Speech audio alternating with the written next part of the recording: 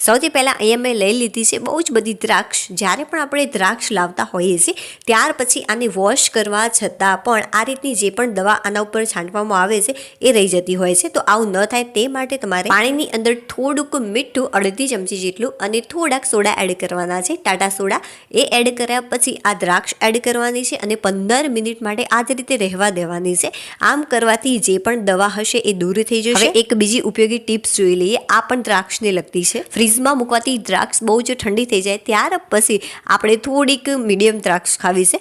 તો તમારે શું કરવાનું છે, પાણી લઈ લેવાનું છે અને દ્રાક્ષ મૂકી દેવાની છે. 15 મિનિટની અંદર જે આ દ્રાક્ષ છે એ ગરમ થઈ જશે. આપણે માટલીનું પાણી યુઝ કરી શકીએ. શું તમે ડુંગળીની છાલને ફેંકી દો છો? હવે બિલકુલ પણ આવું ન કરતા. આનો જબરજસ્ત ઉપયોગ તો જુઓ. તો સૌથી પહેલાં અહીંયા મેં 2 ડુંગળીના ફૂતરા લઈ લીધા છે એક ગ્લાસની અંદર. ત્યાર પછી 1 ગ્લાસ જેટલું પાણી એડ કરીશું અને આને 15 થી 20 મિનિટ માટે આ જ રીતે રહેવા દઈશું.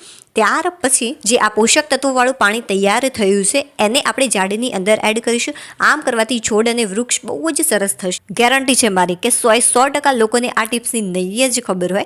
સૌથી પહેલાં અહીંયા મેં લીધો છે એક કાગળનો નાનો ટુકડો અને ગેસને સળગાવી લીધો છે. નાના છોકરાને પણ ખબર હોય કે આ રીતે કાગળનો ટુકડો સળગાવવાથી એ સળગે જ. બટ આજે આપણે જોવાના છીએ કે કાગળનો ટુકડો ગેસ ઉપર રાખવા છતાં પણ એ નહીં સળગે. કઈ રીતે ચાલુ જોઈએ. તો કાગળ એક મોટી સાઈઝનો આપણે લઈશું. તમે કોઈ પણ કાગળ લઈ શકો છો.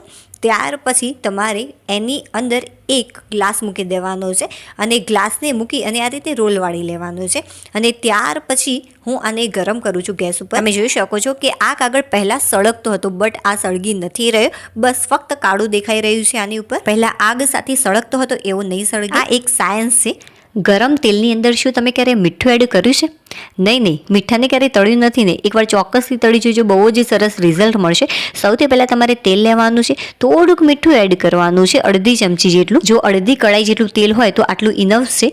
અને ત્યાર પછી જો મરચાં તમે આની અંદર તળશો તો એ મરચાં તેલના જે છાંટા છે એ બહાર ઉડીને નહીં આવે. વિડીયો પસંદ આવે તો લાઈક કરી દેજો. બાય.